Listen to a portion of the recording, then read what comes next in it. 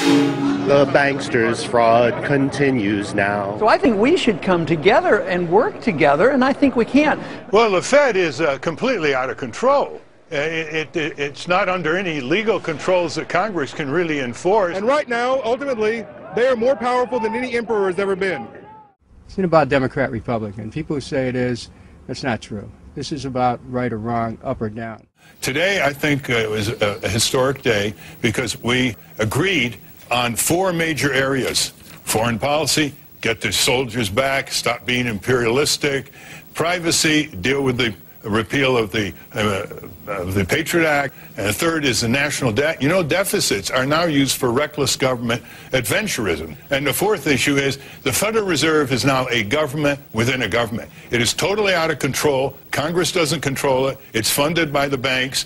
And we either have constitutional government or we don't. Because of this, well, here's the question. Is there anything left for the American people to decide? We're looking at a corporate media who is extremely threatened by what's going on. The protesters on Occupy Wall Street are now entering the 10th day.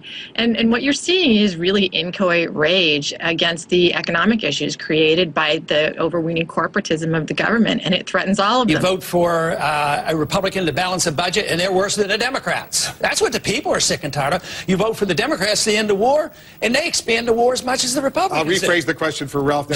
Who is the lesser of 2 bads right now?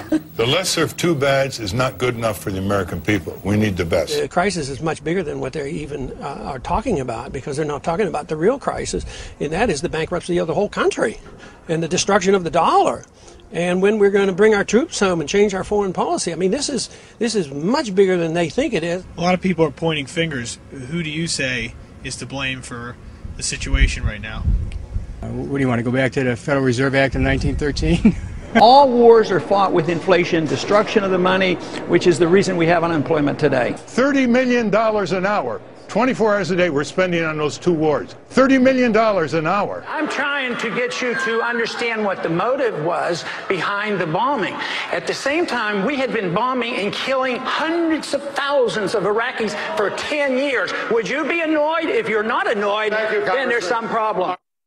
Republican Congressmember Ron Paul of Texas speaking last night at the Republican presidential debate. Noam Chomsky, your response. I think what he said is completely uncontroversial.